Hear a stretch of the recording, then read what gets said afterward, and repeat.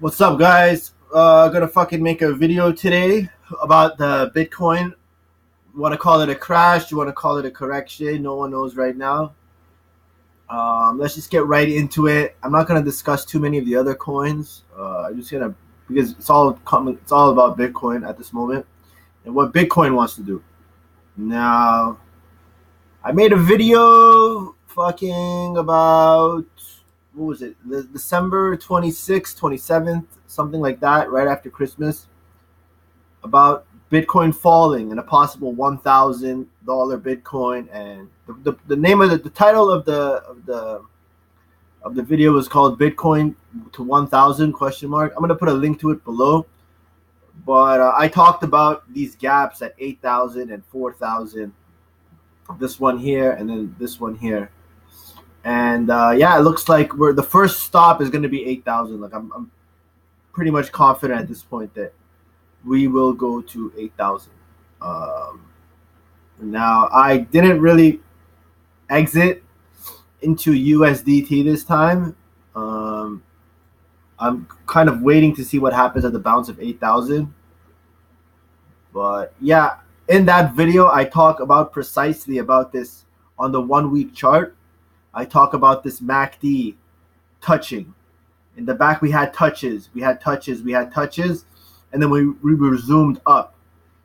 Now, one trick I like to use is I like to grab the horizontal line tool, horizontal ray, and on the RSI. This is the Stoch RSI, MACD, and this is the RSI, the relative strength index.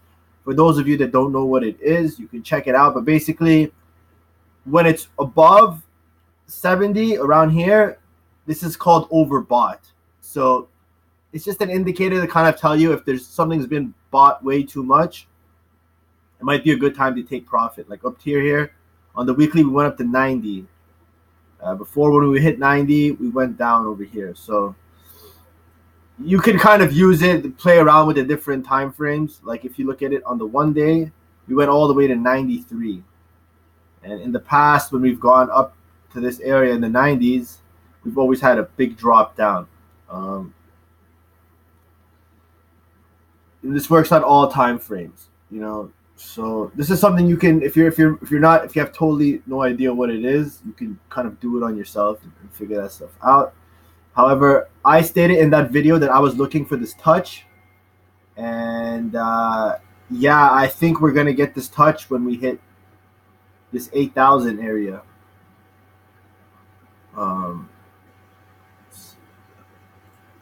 Okay, we're gonna get that, and this thing is about to touch also. So there's a lot of things that are lining up for a big bounce very soon, and I think it's gonna be that 8,000. First of all, it's this touch of the MACD on the 1 week, and then we have a Stoch that's close to crossing and touching. That's basically bottomed out. And then one trick that I like to use, I'll just do it over here for you guys, is I like to get the horizontal tool, and I like to find the 50 zone. So basically the 50 zone is halfway from the bottom to the top, right? Yeah, so this goes up to 100. I put it 50, and for me it's like we are about to bounce off this 50. We are about to touch here and touch here all at the same time. And this, I think, is going to do a bounce. Now, from here, what happens it remains to be seen. If you look at the weekly, we haven't tested the weekly cloud since 2016, October. Right? It's a long-ass time. And, sorry, I just had a message on my phone. So, if you want to just take this and kind of draw, this is February 26th. This cloud is 1,031. It's very, very low. I talked about that video of not really testing 1,300 from the top. I'm not like, I don't want to say already like this is like what's gonna happen or whatnot, but I'm just laying out possibilities and scenarios, and then because I just want you guys to make your best kind of decision for yourselves and have all the tools that you need to do that. I'm just drawing this one line from the absolute bottom as well. So yeah, keep an eye for this touch, this cross, and this bounce at the 50 level. I'm pretty sure we're gonna get it on the weekly. On the 3 day, yeah, 3 day we went under. You know, this thing broke. We broke through the 50, so this thing could continue down. And then we have the 1 day. The 1 day, like if you look at the history of Bitcoin on the 1 day RSI, every time we've hit that 30, we've bounced. One time we dipped below it, 22.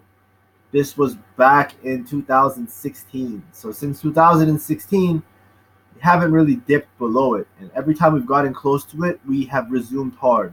So this is another indicator and signal I'm looking at. So make a note of that. 1D, I'm pretty sure when the MACD touches, this will be here as well at this study. We're really close to that 8,000 area. I'm going to go into detail about the 8,000 area. And the gap, basically, when the price moves up and it doesn't come back down to test that level, it leaves kind of like a gap of price. And it's basically weak. Like it makes the price structure weak, and you can always bet that if you place your bids around here, you will catch a bounce. I'm gonna put a link to the video I made where I originally talk about us going down to these levels. And in the video, I basically everything I'm stating now, I've talked about. This is back in end of December, and you can kind of use that as a refresher as well, because there's a lot of good knowledge in all my videos. Even though I like to do market review videos, there's a lot of learning lessons and a lot of tips and tricks and perspectives that I share in it for you guys. And I go into detail about the gaps.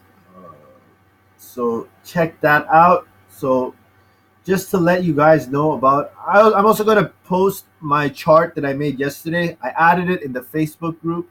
If you guys aren't part of the Facebook group, you should definitely join it. I post a lot of day-to-day activity on there. Also, we got a link to the ICO group we're doing a lot of big pools. We're getting into pre-sales. I'm working on something right now for that ICO group that is just going to make everybody's life easier and is going to make a lot of people rich. Look out for that soon. I'm just trying to narrow down the right coder because I feel like the project is going to be something that I continuously have to develop and add to and grow it. So I want to make sure that the coder I pick at the beginning is someone that I can work with long term on this project and has some kind of blockchain experience, because I kind of have a really big picture, a big kind of end goal with that. And I need to, I don't want to cut corners right now. I want to make sure I'm doing everything. The groundwork, the foundation work is proper right now, because I've in the past I've dealt with fucking hiring the wrong people, and it always ends up becoming more work. So let me just show you everything that I'm drawing on my charts, right? So we had that line all the way at the bottom.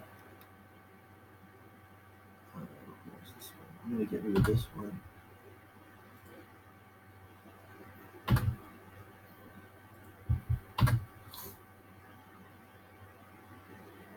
Okay, so we have the downtrend established. Now, Bitcoin has to break through this downtrend for me or anyone to believe that this down move is over. So it's still far away from it at this moment. We got to see what happens there. Now, the second thing is that I want to draw this trend line from here to here. This is the 15th when we fell to 3,000, and then when we fell to 5,500 on November 12th. September 15th, November 12th. Those are the two trend lines. Now there's another one which was the all-time high lines, and we have those around here, right? Actually, I'm gonna draw it from here to here.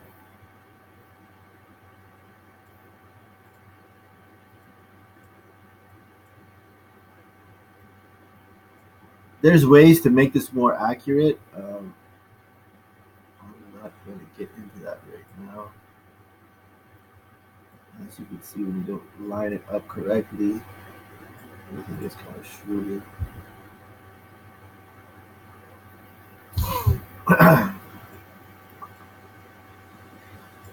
And there was a fit extension I drew from here.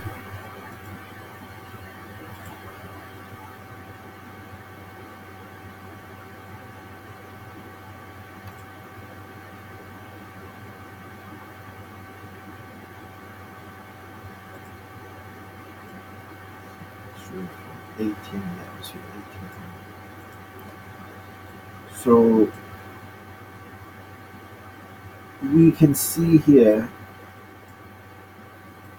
I'm gonna have to try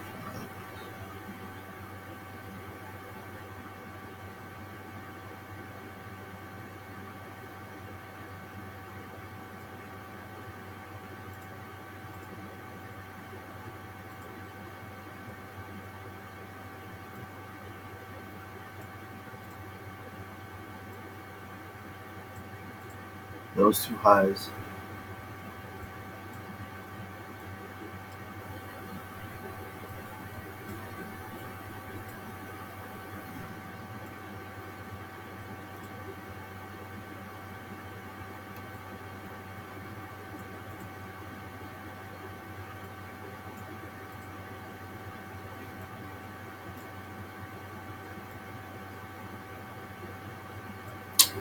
You know what?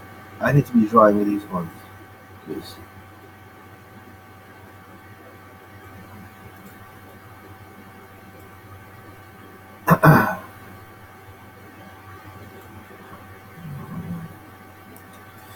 on my chart, the line looked a bit different. I apologize for this. My chart has the lines properly. I just kind of woke up and I'm kind of freestyling it. I think this is what I was looking at. Yeah, there's uh,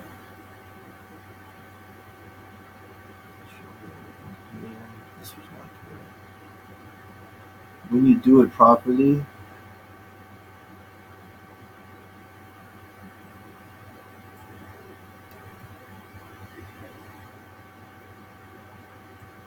there's a lot of influence. I think it was like this.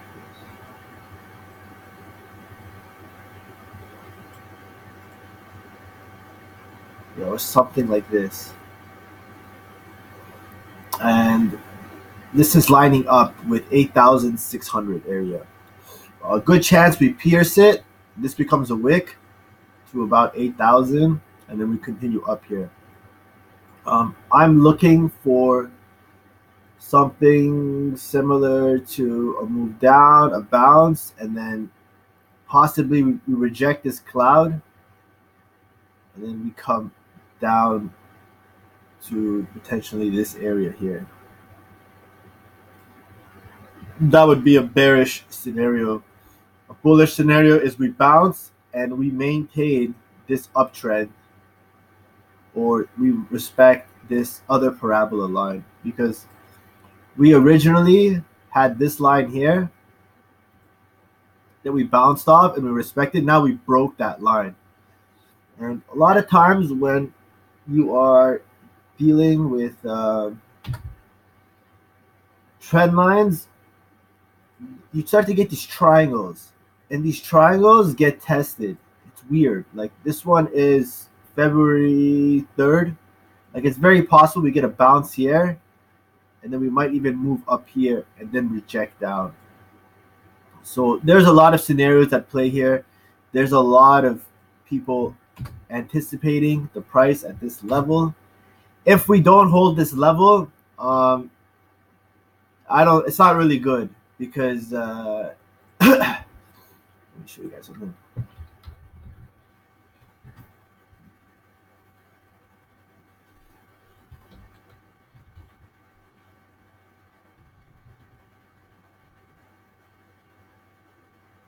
I always talk about this chart.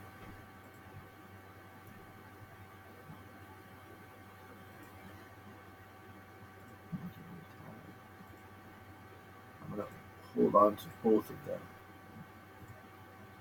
So here's the first one. You have the takeoff, institutional investors, and then the public.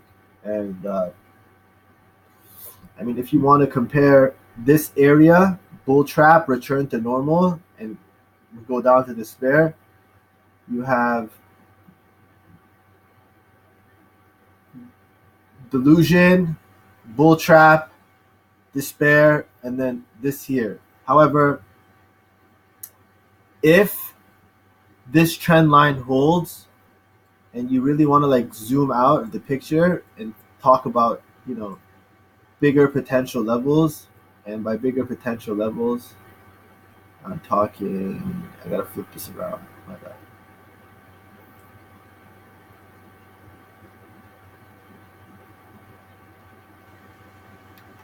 Okay. Talk about bigger potential levels. We're talking a move up into this area, right? So I'm just going to mark this area, and like I'm just fucking giving out scenarios here because when you trade, if you're a trader, you want to kind of look at things from two scenarios, going down and going up, and then have a plan for both of them. You know what I mean? You don't want to be this guy that just thinks it's going to go up, and then when it doesn't go the other way, he just eats a bag of fucking losses, or the guy that shorts it, and when it's going the other way, he just decides that no, I'm just gonna stay short and get liquidated and not counter trade. And yeah, so if this is the bigger picture, you know what I mean? And we end up going down and then breaking up and then, doing the market up here, then I would call everything up to this point right here the first sell off, the bear trap. It's possible. You have ETFs coming, you have future contracts, you have institutional investors now, right? This is basically institutional investors. It's hard to imagine that the same guys that were, buying fucking BitConnect and were remortgaging their house were the smart money. It's hard for me to imagine that. It makes me think more like these were the idiots, this thing. And institutional investors, I mean, there was nothing stopping these guys from buying from an offshore company overseas. There was nothing for them to do that. However, you have to think like this could be this. It could, but at the same time, this could also be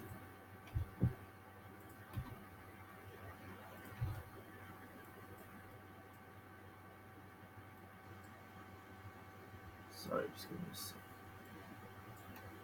At the same time, I mean, this could have also been this area here. Anything from 2,000 to 4,000. I mean, when the fucking JP Morgan guy, Jamie Dillon, whatever his name was talking shit, and he got the price down to 3,000 and it rallied up. There was proof that they bought this Bitcoin dip with offshore bank accounts. So you don't know what it's going to be in the bigger picture. This to me is either this, and if we don't bounce off 8,000, we will go very low. At the top of this 8,000 bounce, if it's not strong and it's not looking healthy,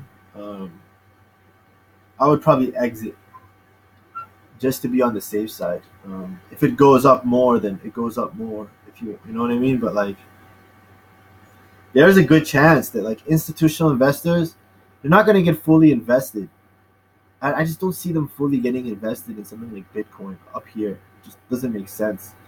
They, institutional investors and these investment firms, they basically want to make sure that all the odds are in their favor. And buying here is not that. You know, the miners have all the power now. But if they get these prices low enough and they open up future longs, meaning that they're leveraging $1 to $20, and they just start pumping this price, like no one's gonna bring this price down back to them. Like there'll be a lot of money that pours in at these levels. And unfortunately, like the market is probably gonna go on hold. The market could go on hold till May. If it goes this low, because with Bitcoin, the price action is really fast. Like, look, like we went from 1,800 back in July to we made a 10x move in less than 6 months. It's crazy, and the correction could be um, just as fast. If it took 6 months to get here, then it might take 3 months to correct and start a new one. We have to wait and see how the market reacts to this price and the volume that comes in. Because when the bounce is over, I'll show you what it should look like.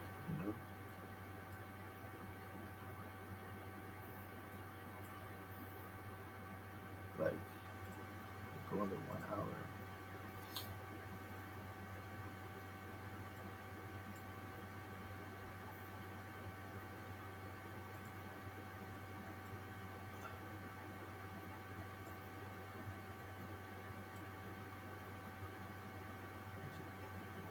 Yeah, something like this. Volume. Okay, look at that volume.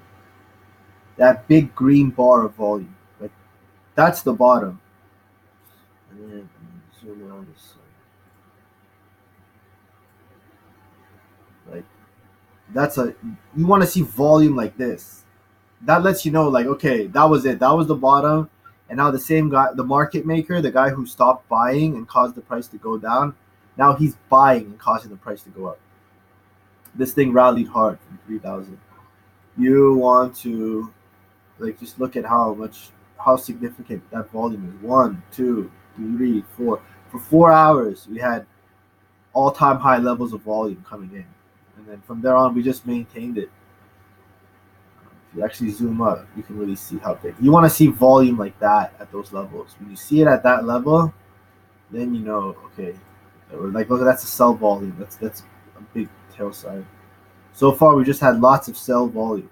So I'm looking for a volume bar that surpasses this height, more or less. Matches this height, surpasses this height. That volume bar is on the 22nd. That was from the crash from 10,000. No, 20,000 to 10,000.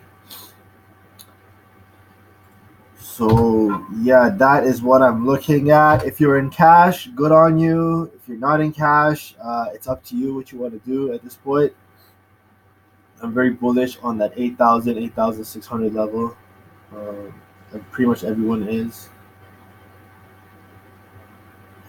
Let me just look up Ethereum for you guys. Ethereum. It's Ethereum Classic. So. Ethereum is holding pretty good. Ethereum only dropped 20%. If 8,000 doesn't hold, this thing could come really crashing down. But no, Ethereum This is a really good hedge. Let's see what happens here with Ethereum. Ethereum, I would probably draw something like this. Use this one.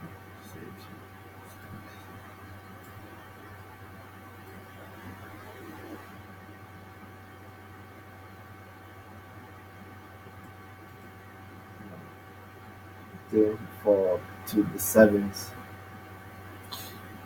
Still maintain the uptrend. So there's still these uptrends. I showed it to you. There's one on Ethereum. I showed it to you on Bitcoin as well. This is the second uptrend. And yeah, that's pretty much what I'm looking at. Bounce here, potentially a test of this triangle and a rejection of it. But that's still ways away. It's about we're about 2 weeks away from testing here. Yeah, that's kind of what I'm looking at. Just trying to.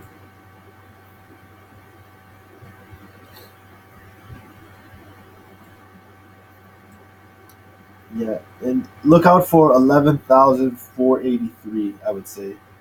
If we are able to bounce here, get above this cloud and test it, I feel like we're still kind of at crosses with Bitcoin and what it's going to do.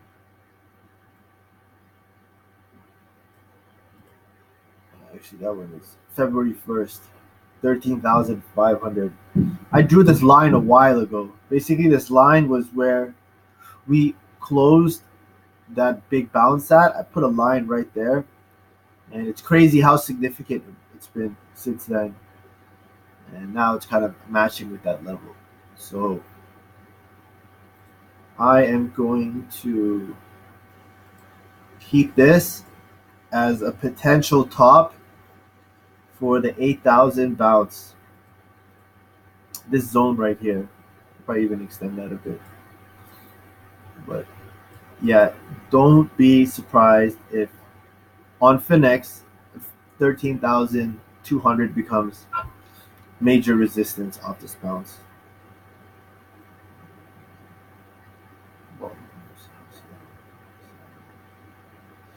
Yeah, guys, I'm pretty sure that's it. So, quick recap. I'm going to put the chart below. It's going to have all these lines in there for you guys to look at. But one day, we're getting close to that 30 level. And 1 week, we are getting really close to that cross, that touch. Really getting close to a cross here.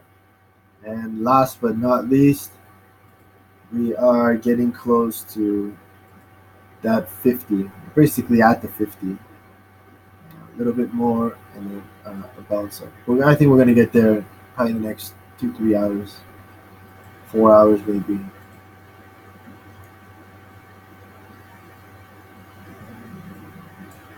Yeah, I'm just double checking. I'm basically doing my TA on the fly here. The cloud is right above here. Yeah, I'm really looking for this area right here. See how it reacts. And if it even gets up there. This is floored. This is oversold. 6 hour. Yeah, I'm pretty sure we're going to get a good bounce here. And we'll take it from there. I'm pretty sure that's it. Once again, guys, I'm going to post the link below for the Facebook group and the free Telegram ICO chat. Join them both. There's a lot of value there. I can't make videos every day, but I do post every day. I try to post every day on the Facebook group. TA, I post. Upcoming trades, I post. Sometimes just fundamental perspectives on coins and market direction. And it's a good group. There's not as much activity from a lot of members, but it's going to get there eventually. In the meantime, though, yeah, join those and try not to panic and stress yourself out. this is just part of being in crypto, these big swings. Like if you're going to love crypto for these swings, then you have to love it for these swings. And if you don't love it for these swings, it's because you never sell shit. It's just you're just hodling, and if you hodl, like you shouldn't be looking at the charts. Like if you're actually hodling for the long term, you should feel zero stress whatsoever right now. Zero stress because you chose to hodl. You're looking at a 5 year, 3 year perspective. You're basically got the perspective that your coin is going to be worth the valuation that it's worth at $1 billion valuations with no working product and no profit yet. That's basically what you're assuming. You know, Either you're just risking things and rolling the dice with some of your money, or you're really fucking delusional and you have no idea how to value companies, and you just kind of have this dream in your head that your shitcoin is just going to make you super rich and is going to make you quit your job and you don't have to do any more work and you don't have to learn how to trade and you don't have to learn that technical analysis and you don't have to kind of like a lot of the reason why I feel people hodl is because they don't know when to sell and they're afraid of making mistakes. I think that's what it comes down to, because when you learn to trade, okay, I can almost guarantee that you might have some beginner's luck, but more likely than not, you're gonna fuck up some money.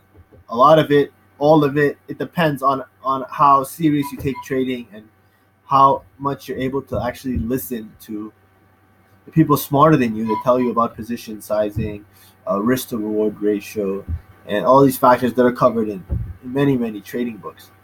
And people don't want that responsibility. There's a lot of responsibility that comes with managing and growing your portfolio. There's a lot of self-reflection. There's a lot of um, just learning about yourself and learning about your own human nature and understanding that you're extremely biased, for example, or you're extremely greedy, or you're extremely ignorant, hard-headed. There's a lot of things about yourself that come to light when you try to become a trader. And the process is actually losing money, right? So you can discover those things. You never discover those things about yourself if you're just hitting home run after home run. You usually learn those ugly truths about yourself from your losses, And there's a saying, you fail forward. And if you're able to be okay with those losses, like I'm okay with my losses. Like I have Bitcoin, and we just watched Bitcoin from the beginning of this video at 10,000, fall $700, and my heart rate has probably not gone up a single bit. Like I'm so okay with losses. I don't really give a shit at this point, And it took me a lot of losses to get to this point. It took me a lot of losses to be to not give a shit when it's at 20,000 and not give a shit when it's at 9,000.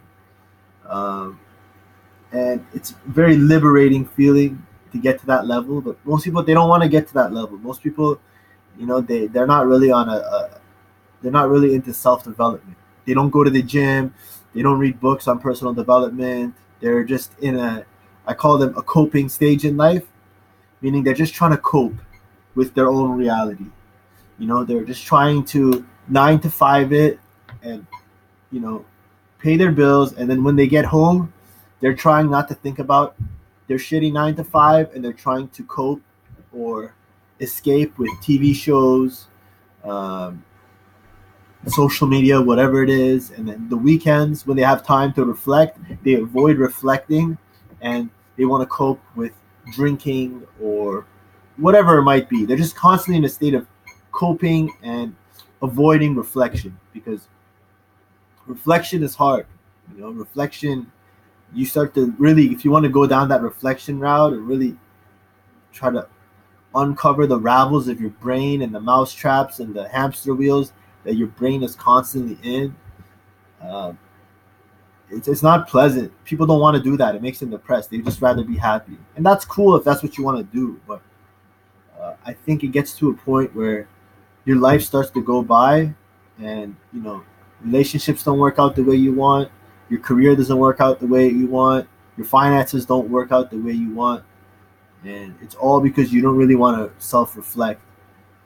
And yeah, I don't know. I think I kind of went a little sideways with this Bitcoin uh, market review, but yeah, I really see that a lot in the market. Like becoming a trader, trading these markets has really showed me a lot of like human psychology to a whole nother level. Like I would never understand human psychology the way I do by reading books or doing a school course. Like actually, what I've learned from trading and the lessons I've learned trading, and then how I've been able to watch the rest of the market and how their perception on trading has taught me a lot about human psychology. And yeah, it's just one of those things that you want to be a hodler and you want to make money. Like that's cool, but does it really work out for you? Like, does it like if you were really a disciplined trader and you were selling in this zone up here, you know, right? Think about all the money you would have right now to buy this zone. You know, you're talking about doubling your Bitcoin value. There's just like there's so much opportunity in going down this road. And if you're too afraid to make mistakes and you just kind of want the false sense of security that hodling brings, then that's on you, But I know for a fact all the people that hodl over here, they were just being, they were just like junkies, just living off the excitement. And now they're just scared and miserable and just fucking, you know, what to say. Because you really don't know how low this thing goes. It's not crazy to think that this thing could go as low as here when you look at a framework like this, and then you look at the ecology of a market cycle, where people are still thinking like this will come. I've seen the smartest people in crypto, the same people that I was listening to on this way up, talking like this. Um, this denial stage, like the main guy I listened to in crypto. Looking back at it now, he was straight up delusional and denial because he was saying that when people start mortgaging your houses and this and that and that and this, that's usually the top. And then while it was going on, he was thinking, no, this is just the beginning. We're going to keep going to 100K from here. And I took his word because he was really good about all this stuff. And, now I can hear in his voice that he's kind of like realizing like, oh shit, like that may have been the top. But, in trading, the smartest guy is going to be wrong sometimes, and the dumbest guy is going to be right. There isn't a guy that just gets it right all the time. And these stages of emotion, they can take over the best traders, and I saw it with crypto. And I'm not saying like, oh, the writing's on the wall or nothing, but you have to keep in mind that this level here really needs to hold. This level here is key for me. And as a whole, this really looks like this and this. So yeah, this video went a bit longer than I planned on. Hope you guys enjoyed it. Subscribe to my channel, like the video, comment. That same shit everybody else tells you to do. But really, I recommend you guys join the Facebook group and join the ICO group. And yeah, we'll see I'll make a post video from here and tell you what I think. But yeah, take care, guys.